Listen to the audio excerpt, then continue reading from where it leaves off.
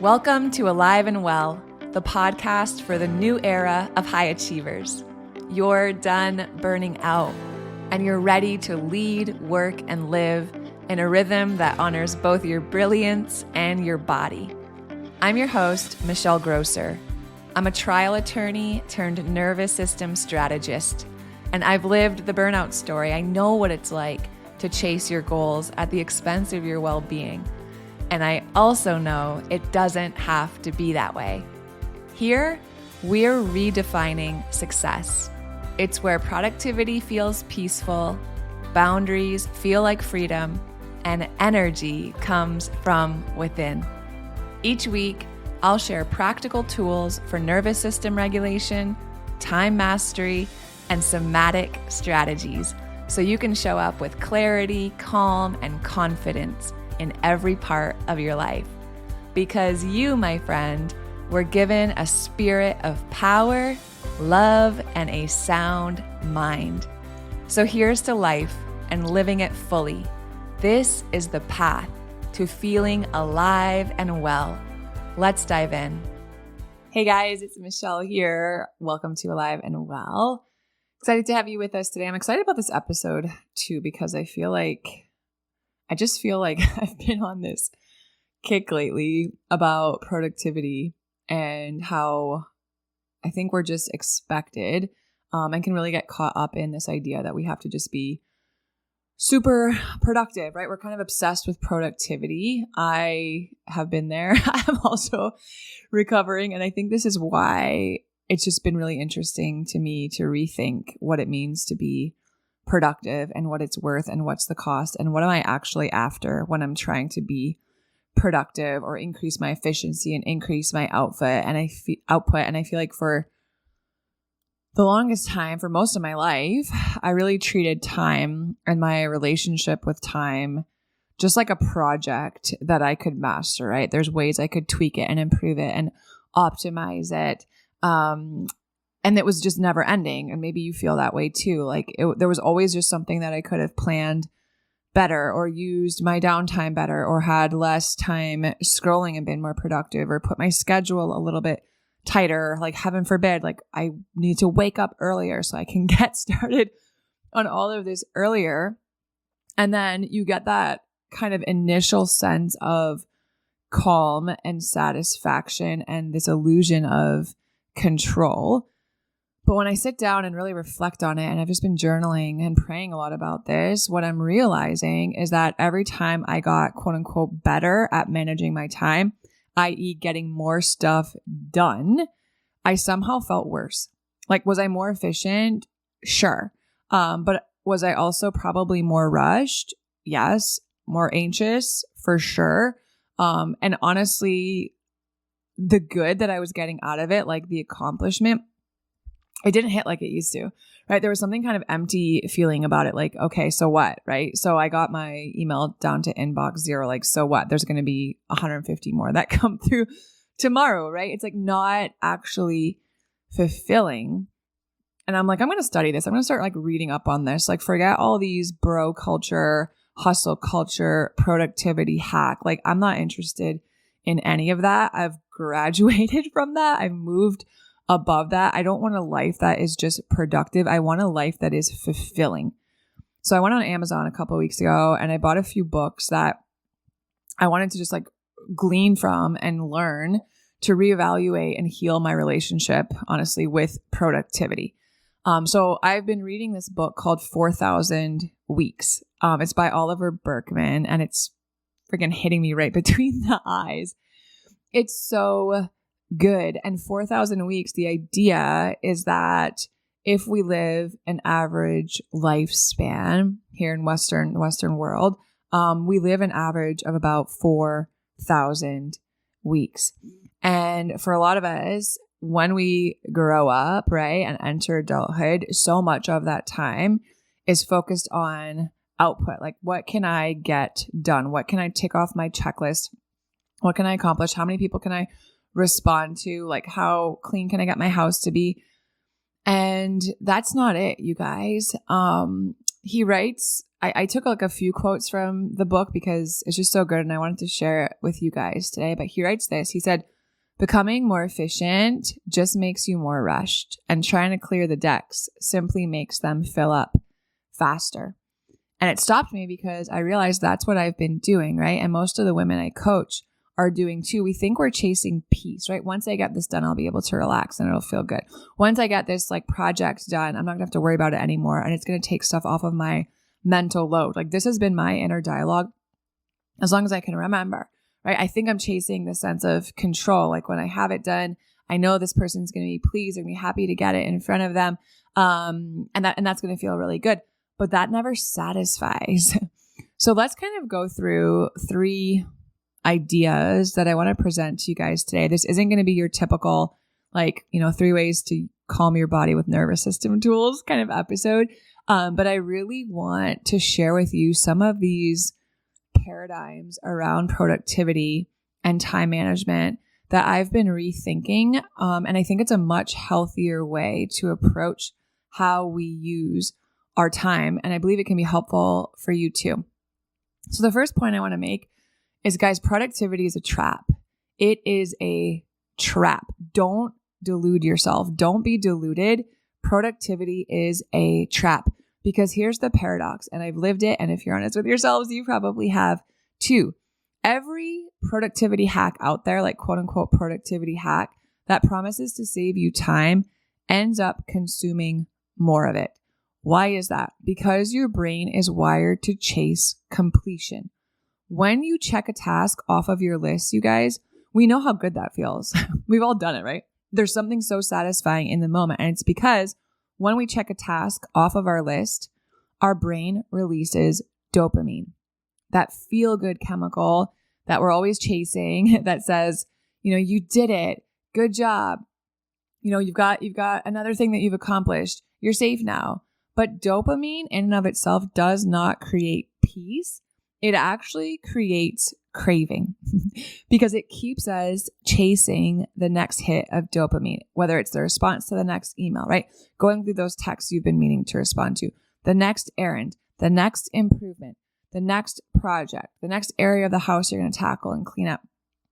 And so you get stuck in what we call the completion compulsion loop.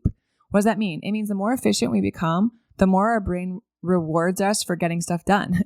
And then the less tolerance we have for being. So we're literally wiring ourselves to become production machines that are so uncomfortable being in the moment, being present, being with our family, right? Looking our kids in the eye, sitting on the floor with them, playing in the backyard with them. And we're literally reinforcing that completion compulsion loop. I get rewards for doing stuff. It's really uncomfortable to just be. And rest feels uncomfortable and silence feels awkward. And it's really hard for us to switch that off and unplug and recharge and rest and do the things that our body so desperately craves because we've started this. We've got to get the hit that comes from the doing, right? And it's why our to-do list then never feels done because it's not even about the list anymore. It's about, can I get the chemical payoff in my brain? And on a physiological level, this pattern keeps our nervous system locked in sympathetic activation. When we're always chasing the next thing that needs to be done, we're stuck in fight or flight. We know this, right? It's a perception. It's not that we're actually running from any danger. It's that our body thinks we are.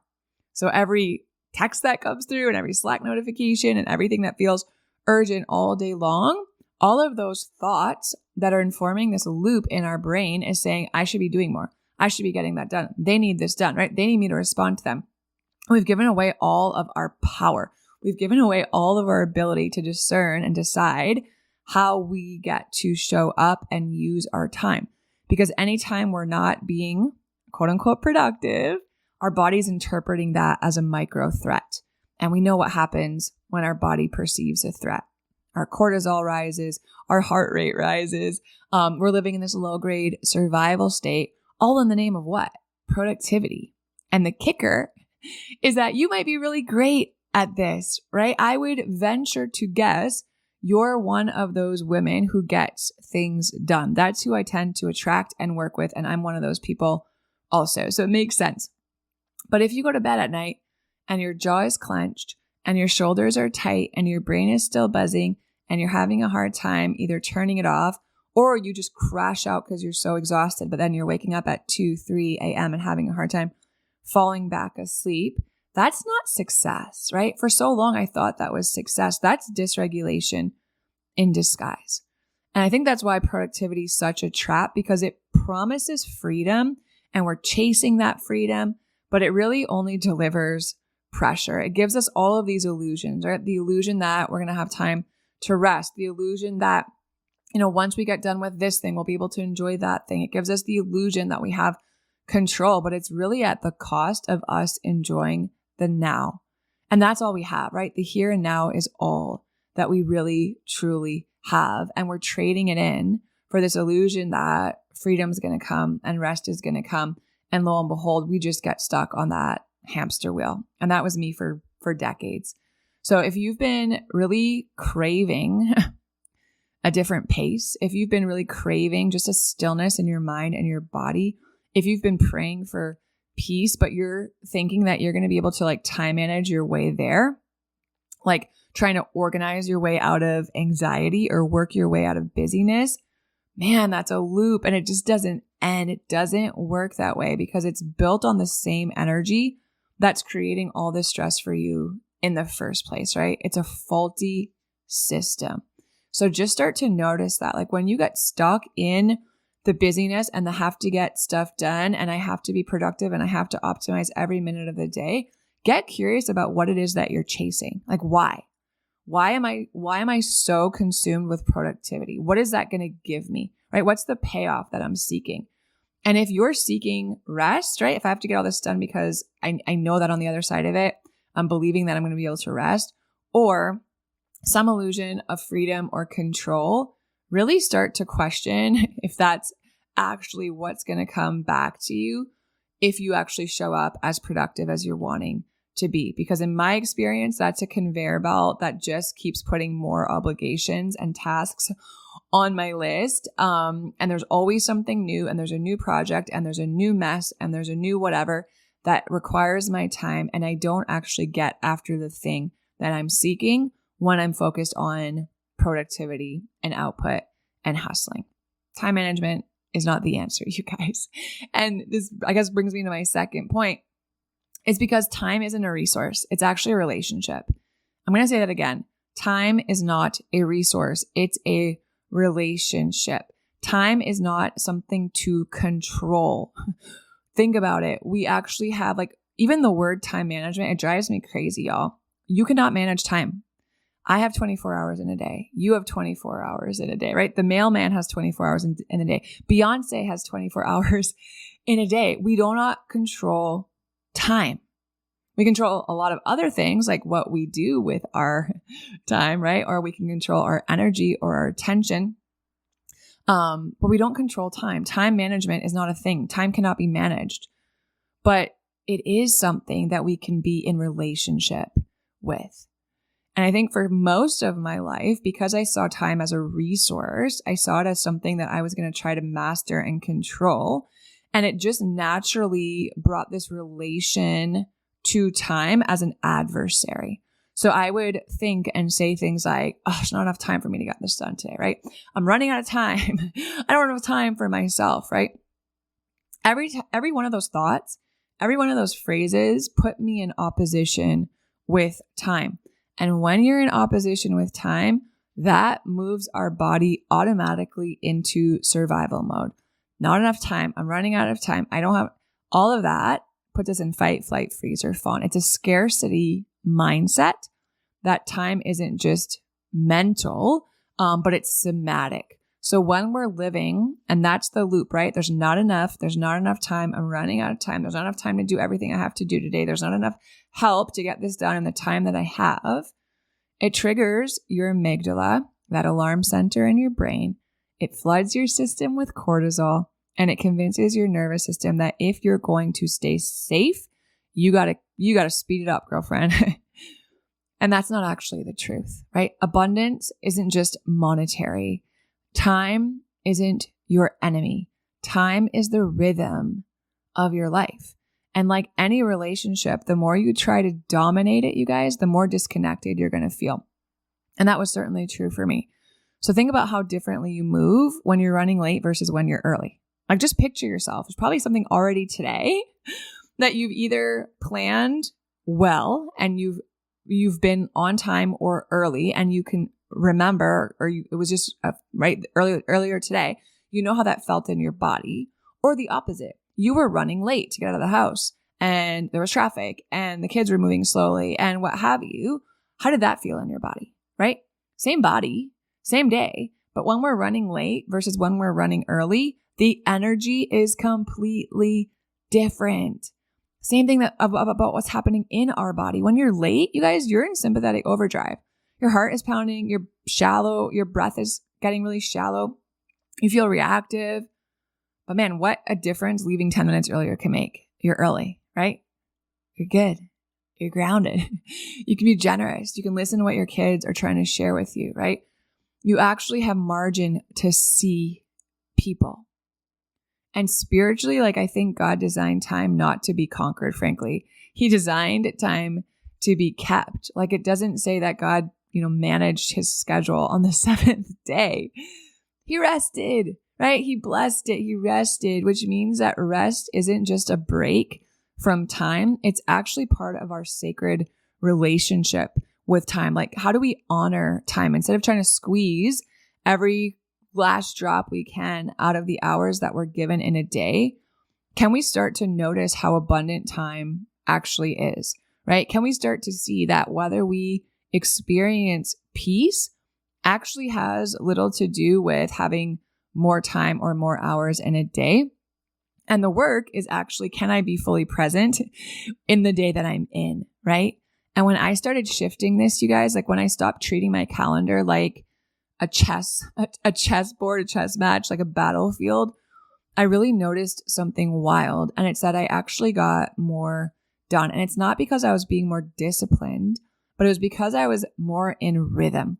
My nervous system wasn't stuck in fight or flight anymore. It was actually able to flow with time. And what did that do in my brain? It opened up clarity. It opened up creativity. It opened up focus, right? Things that are impossible to access when we're white knuckling time management and control. So maybe the invitation isn't to use your time better, right? But I think the invitation might be that can we stop fighting time and start listening to it, right? Can we appreciate it? Can we actually love time in a way that feels so different than just trying to like crunch it and get as much in as we can? And then the last point, and I think it kind of comes full circle here, and this is a truth that I have learned and experienced personally, and it's something that productivity experts won't tell you. Fulfillment doesn't come from mastering your time. It doesn't. We've all had seasons in our life. Maybe it was a day, maybe it was a week, maybe it was a month, maybe it was longer than that, where we were super disciplined with our systems for quote unquote time management, right? I promise you, maybe some things, maybe you felt more prepared, or you had meal plans ready, or your morning routine felt really nourishing to you during times like that. And that's awesome. And I'm here for that. But I'm just talking about productivity, like output, getting more done. That doesn't bring fulfillment. It just doesn't, right? Getting stuff done isn't actually what makes us feel excited and alive. That comes from surrendering to our limitations. And back to this book, 4,000 Weeks. It's what the author, Oliver Burkeman, he calls it the paradox of limitation. And I've been actually talking about this for a while now. And it's part of, when I healed from my first really bad bout of burnout when I was running my own law practice and I had 2 babies at home. I was completely unaware of and in a battle with and in denial of, I think, my own limitations. And I had to learn not only to accept my limitations, but actually to appreciate and honor those limitations of my humanity, to heal from burnout and live my life in a way that felt more fulfilling than it did productive. Because the more you resist the boundaries of your humanity, the more you try to like just out hustle and push harder and out optimize and out schedule all of your limitations, I promise you, I see it over and over and over. The more you deny all of that, you guys, the emptier you're going to feel. But when you embrace your limits, life becomes deeper and it becomes richer and it becomes far more peaceful. Because think about it, your body is finite, right? There are times when you need to just shut it down and rest. You have a finite amount of energy, of bandwidth, right? Of attention and focus. Your nervous system has capacity limits. You cannot run 24/7 without paying the consequences. And the same is true for your spirit and your mind. It's not even just your body. But our culture denies that, right? Our culture treats limitations like a failure. And heaven forbid we ever say no to anything, because it means that we're going to fall behind or we're going to let someone down. But so often when we say no, you guys, that's an act of alignment, right? I'm choosing to say no to this thing because it allows me to open up space to say yes to something that's in alignment. As a culture, we think rest is lazy, right? Rest is one of the most productive and powerful things we can do. We think slowing down is inefficient, right? But it's not. When we slow down, it's how our nervous system heals. I had someone on the podcast. I hope I don't butcher this quote, but I had someone on the podcast a few months ago, Eleanor Beaton, and she said something. It's like an old adage, but it really hit with me. She says, the student is always rushing, but the master never rushes. And man, that's where I want to be. I want to be living my life in a state of mastery where I can slow down and I can be intentional, right? And I can walk in purpose without running, and I can get off the hamster wheel. And that is a place where I can like measure twice and cut once. That's efficiency, right? That's really how your nervous system heals. And this is where the work gets uncomfortable, because our ego hates limits. My ego doesn't want me to believe that I have limits in my humanity. My ego wants me to believe that if I just wake up earlier and try harder and plan better and push harder, I'm finally going to feel worthy and like I'm in control of something. But my soul knows that that's not actually true, right? My soul knows that peace lives in such a different rhythm. And I think, in the psychology world, this mirrors something that we call existential acceptance. And it's really our ability to face all of life's constraints, time, right? Loss, death, imperfection, all of these things that are reality. Can we face that without resistance? And I think it's one of the strongest predictors of life satisfaction and resilience. Like when I think about the people I know who just live life so beautifully, right? They walk around with this deep sense of just contentment and satisfaction. I notice that they face life's limitations, their own limitations, with like they face reality without resistance, right?